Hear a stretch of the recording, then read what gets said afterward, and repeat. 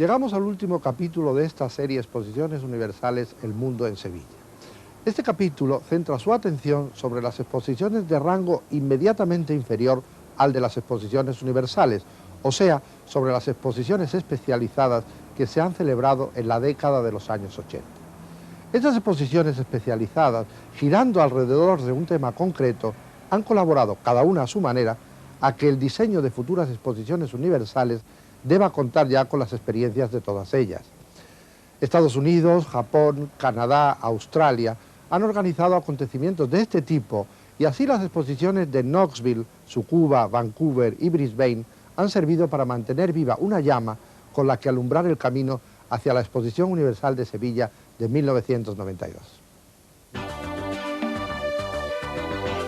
En el año 1982, la ciudad de Knoxville, en el estado norteamericano de Tennessee, abre las puertas de su Knoxville International Energy Exposition, Exposición Internacional de la Energía de Knoxville. Con el lema «La energía hace girar al mundo», el acontecimiento se celebra desde el día 1 de mayo de 1982 hasta el 31 de octubre de ese mismo año. Bajo el símbolo de la exposición, los 72 acres de superficie del recinto situado al pie de Great Smoky Mountains, los 21 países participantes, entre los que se encontraba la Comunidad Europea, realizaron el esfuerzo de llevar al mundo el tema del acontecimiento, la energía.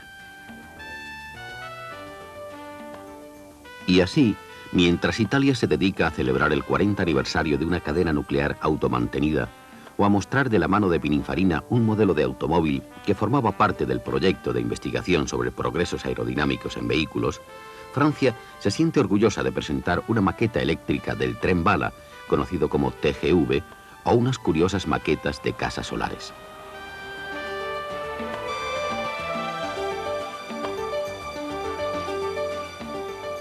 La Comunidad Económica Europea, que agrupa a 10 naciones, aprovecha la ocasión para exponer una política energética común.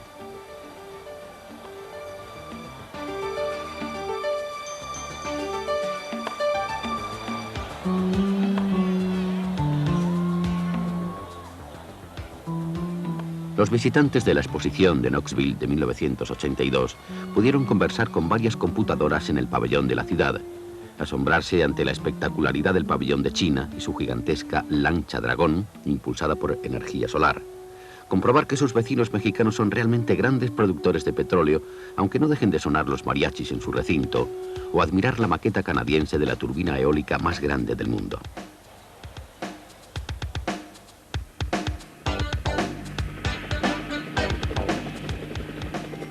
Desde la belleza de sus lugares y con la amabilidad de sus gentes, Knoxville, con su exposición, hacía suyas las palabras del científico norteamericano E. G. Silver. La energía no puede ser considerada como podría considerarse a un material puro como el hierro o el agua, sino que debe ocupar, y de hecho ocupa, el puesto más prominente en nuestra vida cotidiana.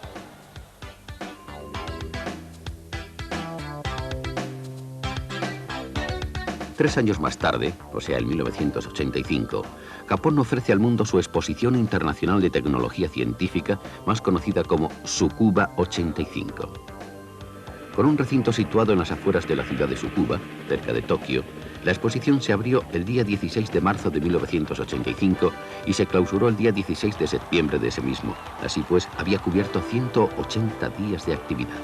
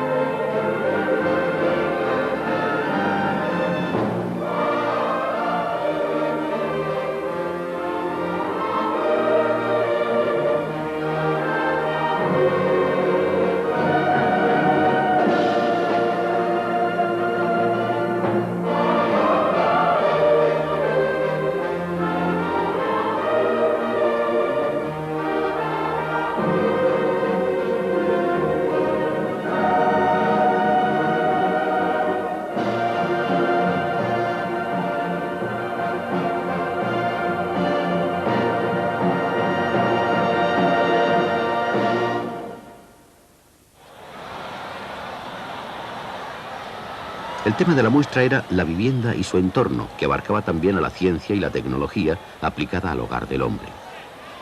Incluido Japón, participaron 48 países. Se montaron además 28 pabellones privados y tomaron parte activa en la exposición 37 organismos internacionales.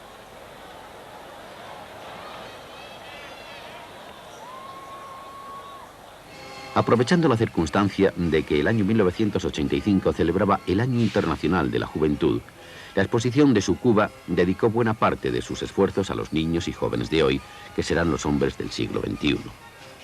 Se persiguió la familiarización de estos con la ciencia, por lo que se instalaron juegos como el túnel del eco, el juego de los arcos de agua y un sinfín de atracciones con las que sorprender la curiosidad de los visitantes. Fueron las firmas comerciales las que realizaron un mayor esfuerzo para divertir y enseñar. Así los pabellones de IBM, de Toshiba, de ISO o de NEC y de muchos más consiguieron entre todos un amplísimo y espectacular programa de actividades.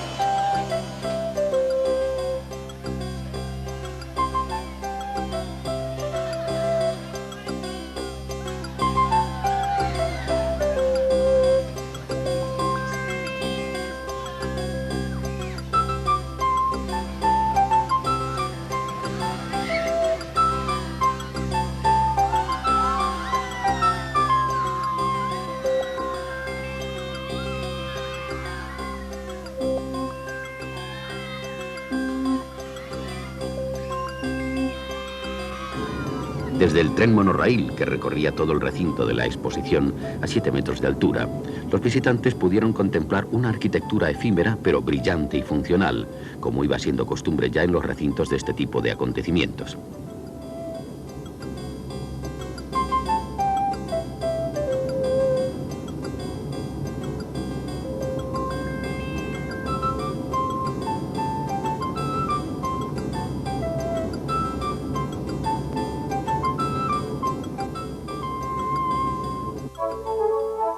Pero los verdaderos protagonistas de la exposición fueron los robots. En el pabellón de Fujitsu se expuso el robot más grande del mundo. Medía 5 metros de altura y pesaba nada menos que 25 toneladas. Este pequeño monstruo podía levantar 200 kilos de peso o realizar trabajos tan delicados como el montaje de un robot como él en miniatura.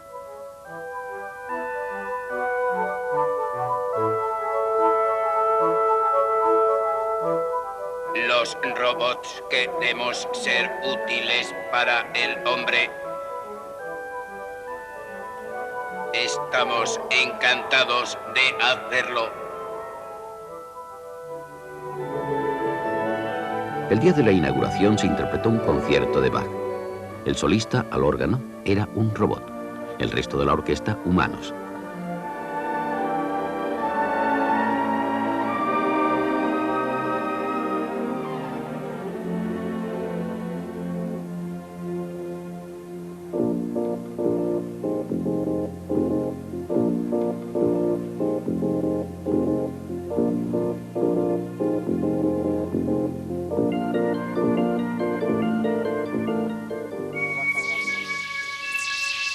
La imagen fue el vehículo principal con el que la exposición de Tsukuba 85 quiso transmitir sus mensajes. Y lo consiguió en un alarde de ingeniería visual que hizo las delicias de los más de 20 millones de personas que visitaron la exposición.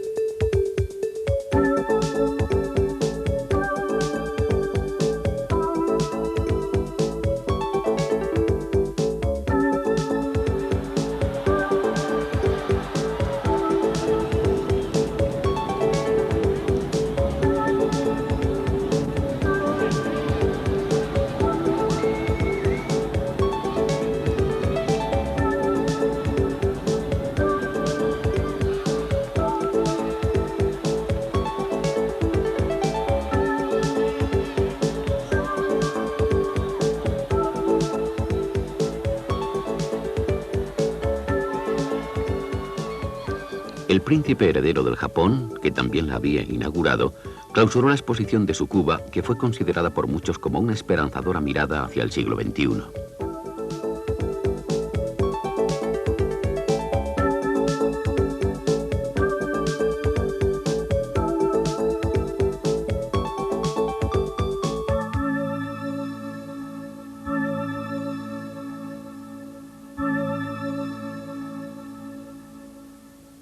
Las exposiciones especializadas continuaron su carrera en los años 80.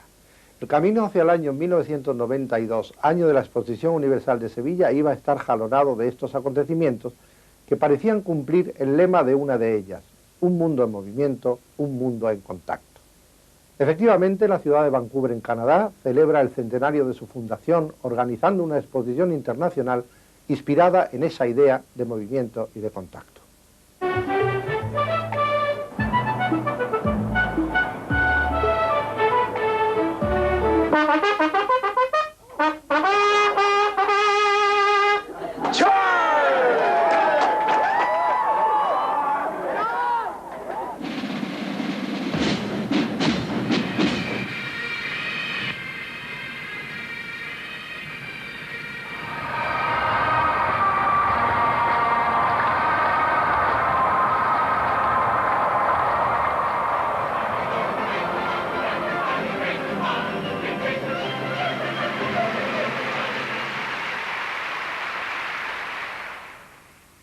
So, ladies and gentlemen, together with my wife, we have the greatest pleasure in declaring Expo 86 officially open.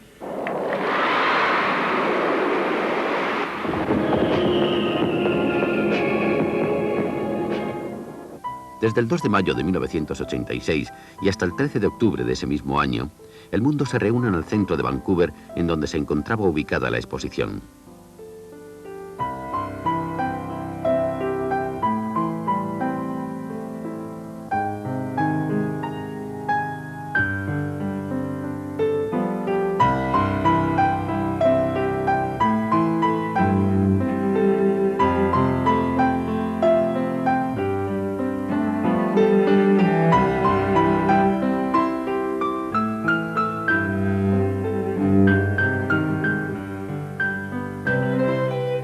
Unidas por el SkyTrain, las dos partes en que se dividía el recinto de la exposición, Falls Creek y Barrer, ofrecieron a los más de 22 millones de visitantes una amalgama de ideas y realidades que los 54 países participantes se habían empeñado en mostrar.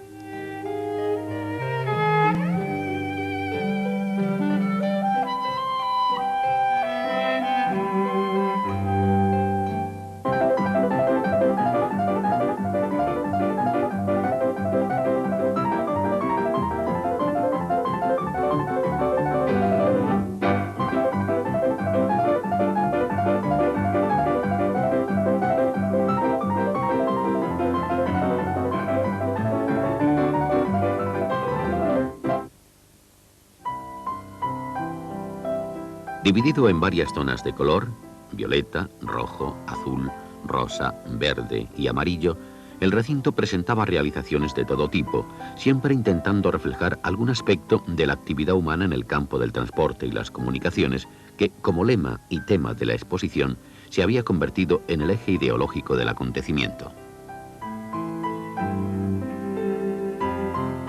Desde los papiros a los satélites, desde los barquitos de vela a las naves espaciales, todo lo mostrado en Vancouver 86 transmitía el mensaje de que el progreso de la humanidad aparecía siempre fuertemente ligado al desarrollo de los medios de comunicación y transporte.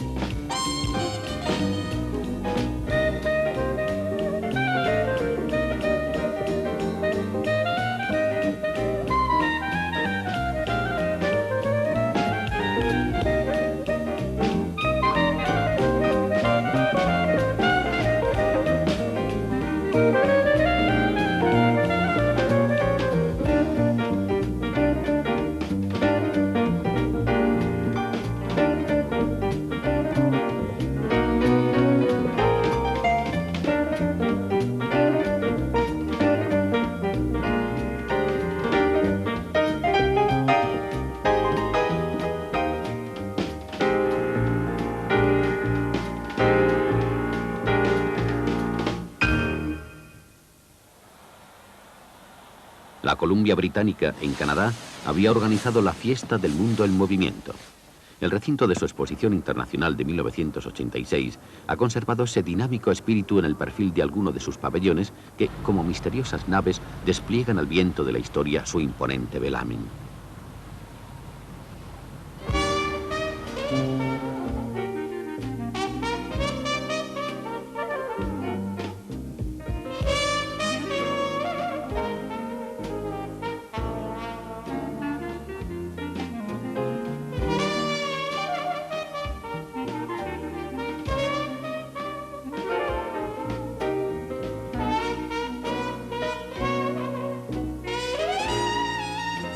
En el mismo año en que Australia celebraba el bicentenario de su existencia como nación, o sea, en el año 1988, la ciudad de Brisbane inaugura una exposición internacional especializada que, con el tema El ocio en la era de la tecnología, es inaugurada por la reina Isabel de Inglaterra como cabeza de la Commonwealth el día 30 de abril y clausurada el 30 de octubre de ese mismo año de 1988.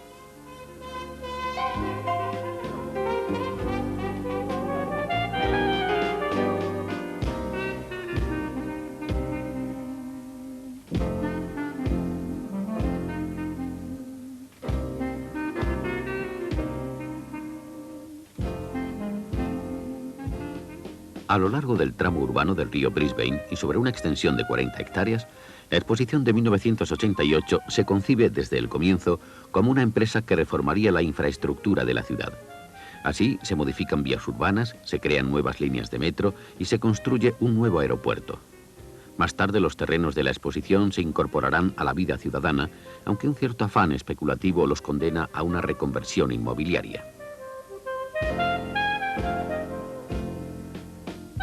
Fiel a su tema principal, la exposición quería demostrar que la tecnología incrementa el tiempo de ocio en el hombre y puede cambiar las características de ese ocio. La exposición de Brisbane de 1988 fue concebida como una pequeña feria internacional conmemorativa. Con ella, la ciudad de Brisbane revitalizó sus actividades económicas, convulsionó su vida cotidiana y superó todas sus optimistas previsiones. La verdad fue que muy pocos pabellones cumplieron rigurosamente con el lema de la exposición, ocio y tecnología, que por otra parte era muy difícil de concretar. Los participantes se dedicaron a vender imagen, turismo y producción y dieron, eso sí, un ejemplo de la diversidad en que podía moverse ese ocio. De todas maneras, la buena organización del acontecimiento, los programas de entretenimiento, la solución a los problemas cotidianos, etc., han convertido a Brisbane y su exposición en una referencia obligada en el moderno desarrollo de las exposiciones internacionales.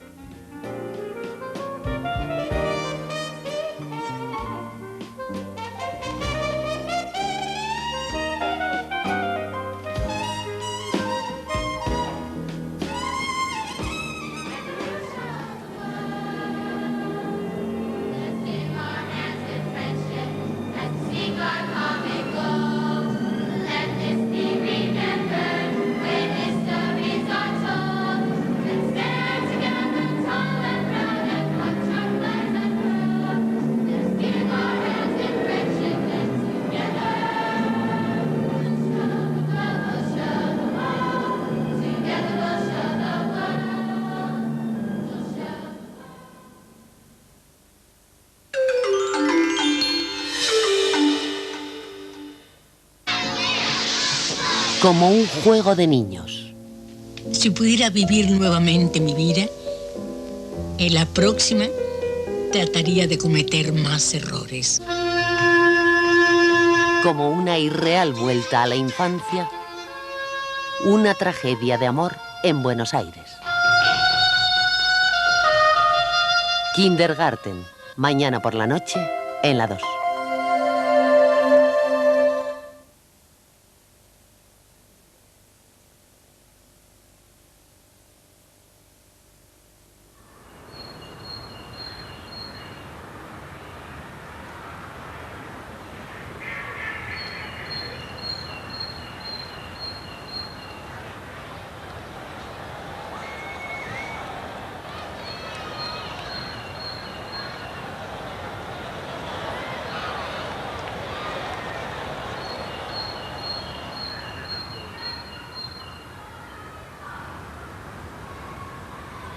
Con el nombre oficial de Exposición Internacional del Jardín y del Verdor, la ciudad de Osaka, en Japón, presenta al mundo de 1990 esta muestra imponente y delicada a la vez.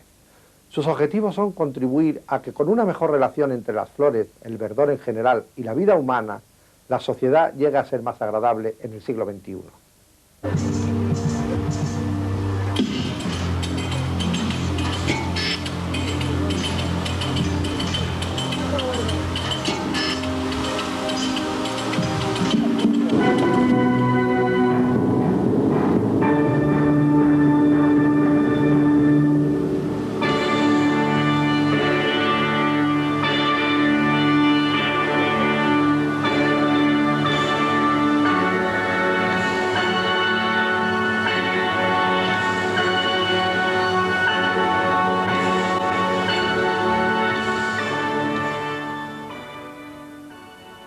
La naturaleza es vital para la tierra, como una madre para su hijo. En el mundo solo debe haber hombres viviendo en paz dentro de la naturaleza. Mantener rica y atrayente la naturaleza para que nuestros hijos se responsabilicen de ella en el futuro. Todo comienza con el amor y el respeto a la naturaleza de nuestro planeta. Con estas y otras expresiones semejantes, la exposición del Jardín y del Verdor de Osaka 1990 presentó al mundo lo que una vuelta a la naturaleza podía significar para la humanidad. Esta exposición, que dejó a un lado las tecnologías, muchas veces inquietantes y agresivas de la vida moderna, quiso llevar al hombre ante su auténtico entorno, la naturaleza. Desde el 1 de abril hasta el 30 de septiembre de 1990, la muestra se empeñó en demostrar que la Tierra es el único planeta verde en el universo, que los adelantos de la ciencia pueden enseñar al hombre los misterios de la materia viva, que el verdor es la fuerza que crea una forma de vida original, que las flores son como amables canciones de la naturaleza, que el urbanismo ha dejado a la gente sin lo que verdaderamente puede mejorar su calidad de vida, que la civilización y la naturaleza no son adversarios, y que la meta final es coexistir en armonía.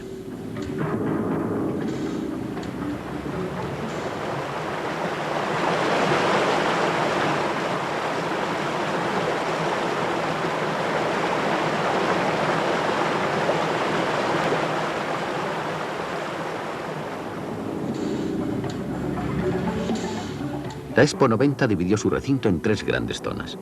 Zona de montaña, en donde se ubicaron el Jardín Internacional y el Palacio del Gobierno japonés.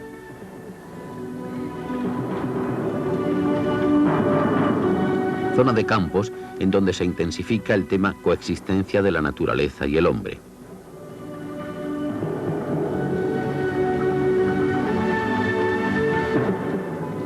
La tercera zona, llamada Zona de la Ciudad, mostró, entre otras cosas, la reproducción de un espacio urbano ideal o el exuberante crecimiento de plantas a las que se aplicaron procedimientos electrónicos. La Municipalidad de Osaka montó en la exposición un gran invernadero en el que, en una superficie de 7.000 metros cuadrados, se exhibieron 2.600 especies diferentes de diversos climas del mundo entero.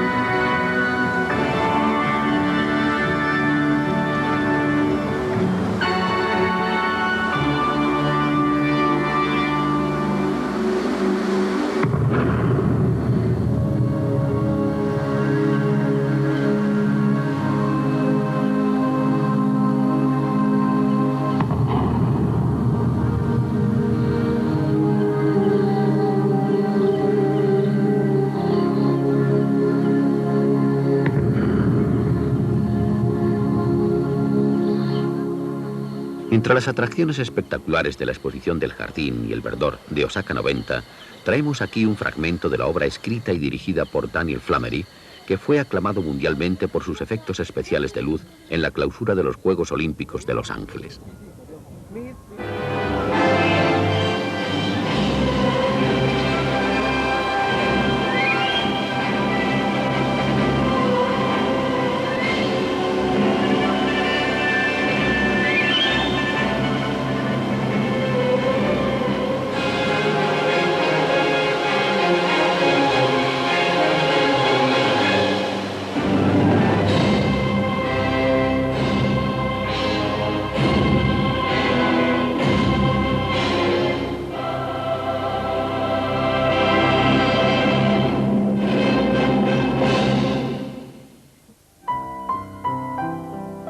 La ciudad de Osaka, en Japón, última sede de una exposición universal en 1990, parece haber querido, con esta otra exposición especializada sobre los jardines y el verdor, colocar a la puerta de la Exposición Universal de Sevilla de 1992 algo tan delicado y sugestivo a la vez como este jardín japonés. Con él, parece recordar al mundo, en la era de los descubrimientos, que el descubrimiento constante de la naturaleza continúa siendo la mejor de las sorpresas.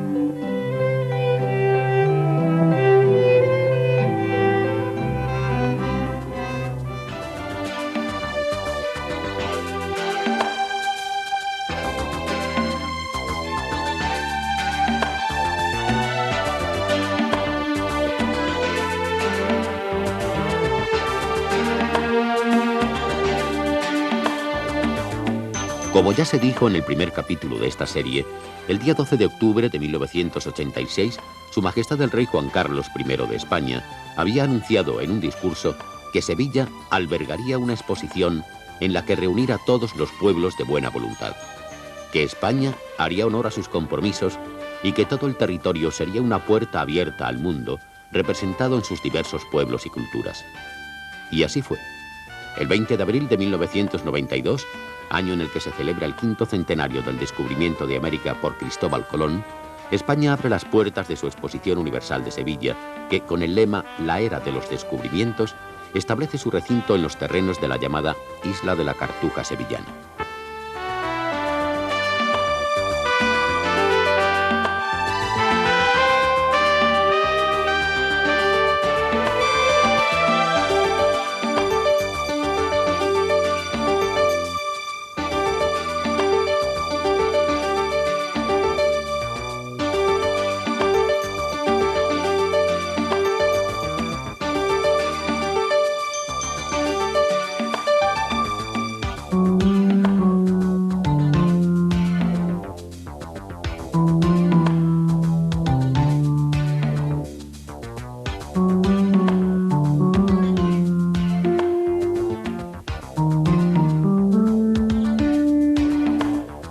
Para Sevilla, que ya había albergado la Exposición Iberoamericana de 1929, la oportunidad de convertirse nuevamente en sede de un acontecimiento ferial de esta envergadura le llegaba de la mano de la celebración de esos 500 años de relación España-América. Y si en 1929 había sabido establecer vínculos de amistad y cooperación con países de Iberoamérica, en el año 1992 podría extender esa capacidad de convocatoria a todos los países de la Tierra. 108 países acuden a la exposición y desarrollan sobre el recinto un entramado arquitectónico que, siguiendo la terminología del artífice de Osaka 70, Kenzo Tange, respecto a las exposiciones universales, se convierte en un tupido ramaje. Y aunque no todos los países participantes afrontan la tarea de levantar un pabellón propio, ya que algunos prefieren agruparse siguiendo criterios geográficos, étnicos o culturales, la diversidad es el elemento predominante en esta zona internacional que cuenta con 63 pabellones individuales y con 5 conjuntos arquitectónicos de los países agrupados.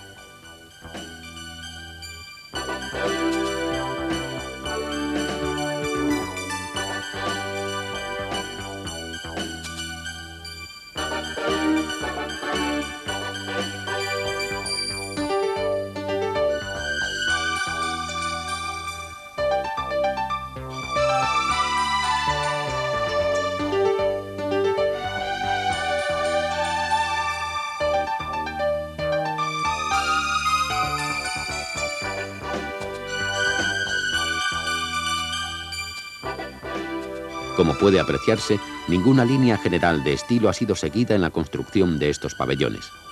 Cada país ha desarrollado libremente su idea de participación y, por supuesto, ha prescindido o ha desarrollado muy débilmente el tema de la exposición universal, la era de los descubrimientos.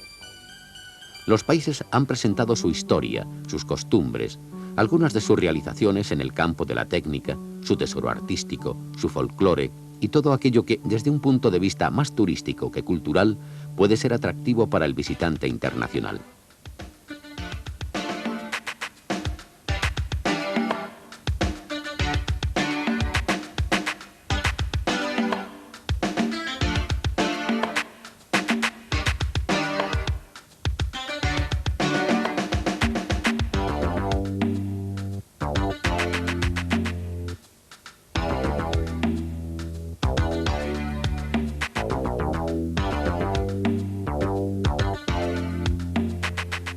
Todos estos pabellones componen un multicolor mosaico arquitectónico que expresa, por un lado, la voluntad de unión de todos los países de la Tierra y, por otro, la celosa independencia creadora de cada uno de ellos.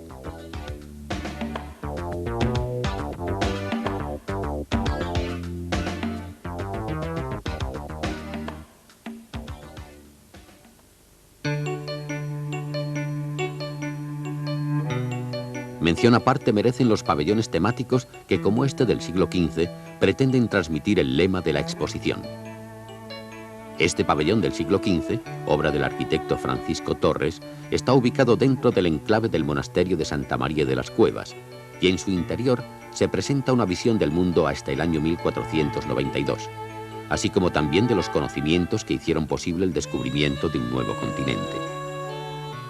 Utilizando diferentes técnicas expositivas, el pabellón del siglo XV propone un recorrido histórico por una sociedad que, hasta esa fecha, fue definiendo la imagen de un mundo viejo que con la empresa colombina colocó una sólida plataforma sobre la que se levantó el nuevo mundo de hoy.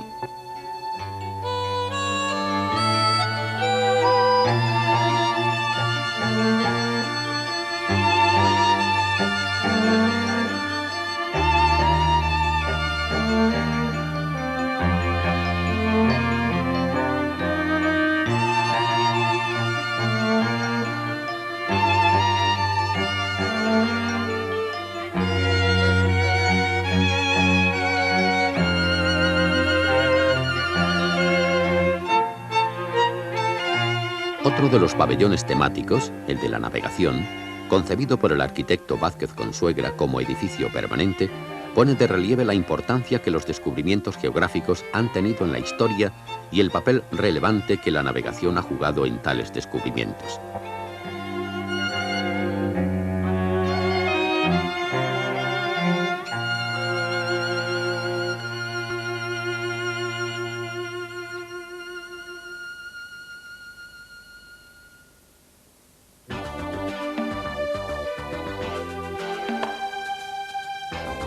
El pabellón del futuro, obra de los arquitectos Martorell, Boigas y Mackay, se diseña para presentar 4 aspectos importantes en la vida del hombre: el medio ambiente, la energía, las telecomunicaciones y el universo.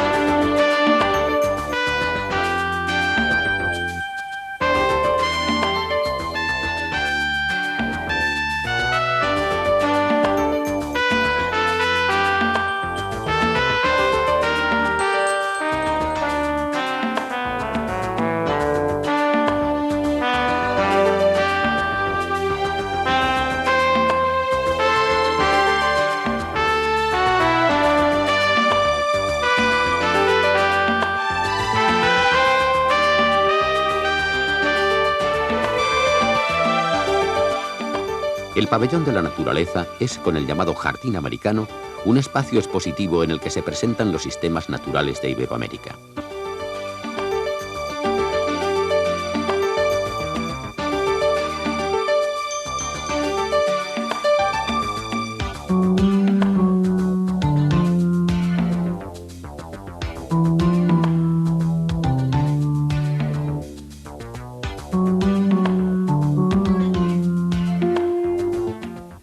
accidentado pabellón de los descubrimientos preparaba antes de su incendio en febrero de 1992 una amplia visión de la conducta innovadora del hombre. La presencia en el recinto de un edificio enmascarado artísticamente con las invenciones de Arroyo es una inquietante pregunta sobre la destrucción del núcleo ideológico de la exposición, los descubrimientos en la historia de la humanidad. En recintos tales como el cine espacial, el Omnimax, el cine Fujitsu, el de Canadá, etc., atractivas y modernas técnicas de exhibición cinematográfica ofrecen al espectador experiencias inéditas que lo transportan a lejanos parajes y lo envuelven en mágicas aventuras. Cine y vídeo constituyen dentro de la Exposición Universal de Sevilla los soportes preferentes sobre los que se desarrolla la mayoría de los mensajes expositivos.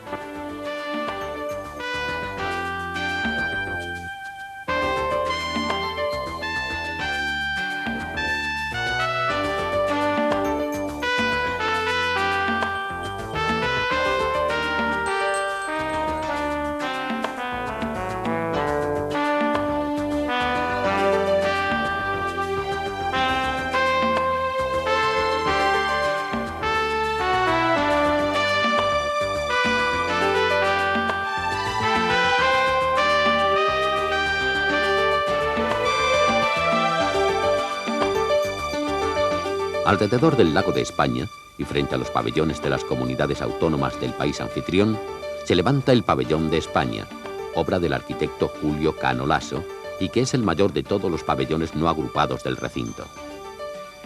Dentro del pabellón se desarrolla una amplia exposición cuyos contenidos se presentan a través de 3 itinerarios independientes. Uno que recorre la exposición de arte ubicada en el gigantesco cubo del edificio. Otro que desarrolla su mensaje a través de un documento cinematográfico y un tercero constituido por una visita guiada. Por esos 3 caminos, el visitante realiza un recorrido histórico por el pasado, el presente y el futuro de España. No solo el arte pictórico o escultórico pronuncia aquí su discurso histórico, sino que, utilizando diferentes sistemas audiovisuales, se presentan elementos que, como el idioma, la geografía, etc., han colaborado a consolidar ese espíritu hispano que no ha podido prescindir nunca de los acontecimientos generados por la aventura de 1492, el descubrimiento de América. Un descubrimiento que, de manera generosa, se entiende como el encuentro de 2 continentes, Europa y América.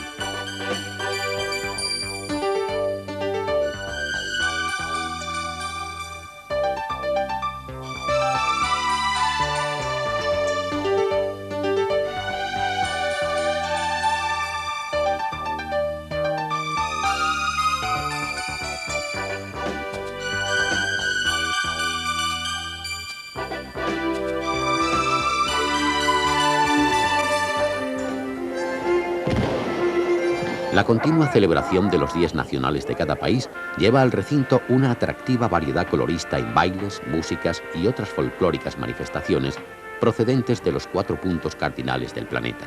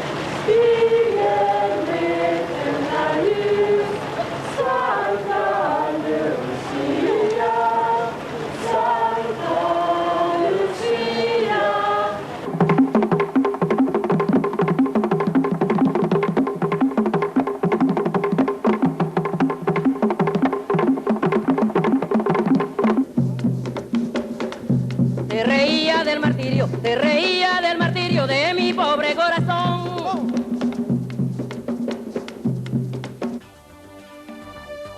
Desde el día de su inauguración por la familia real española, la Exposición Universal de Sevilla, Expo 92, recibe la visita de numerosas personalidades de todo el mundo, con lo que este acontecimiento, como ya es costumbre en todas las exposiciones de la historia, se convierte en un acto diplomático de especial relevancia.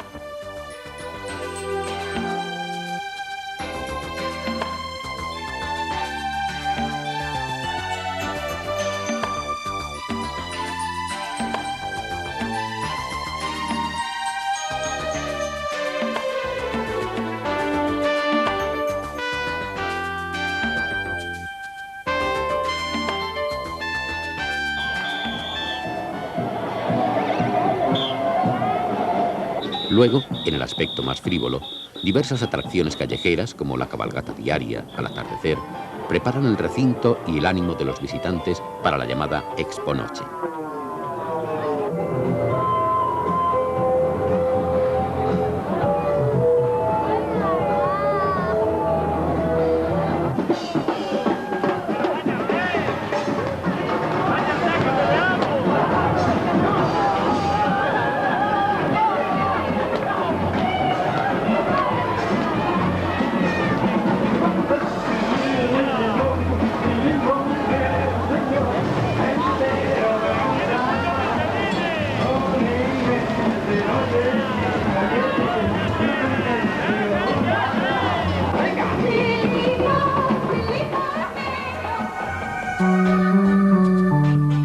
Durante la noche, la Exposición Universal de Sevilla desarrolla un extenso programa de espectáculos de toda índole.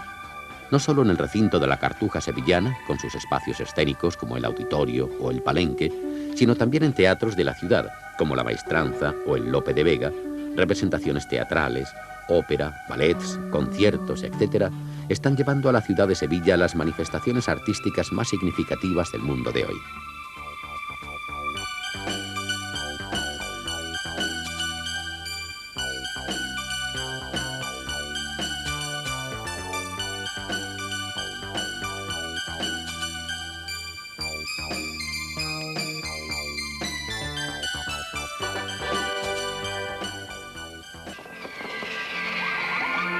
Y por fin, el espectáculo del lago. Este espectáculo que se ha convertido en una de las atracciones más populares de la exposición. Como puede apreciarse, este espectáculo combina todos los efectos modernos de luz, imagen y sonido, consiguiendo sobre las aguas del lago de España estos sorprendentes resultados. Las 215 hectáreas del recinto se iluminan cada noche, no solo con el espectáculo del lago, sino con su propia y deslumbrante luz multicolor.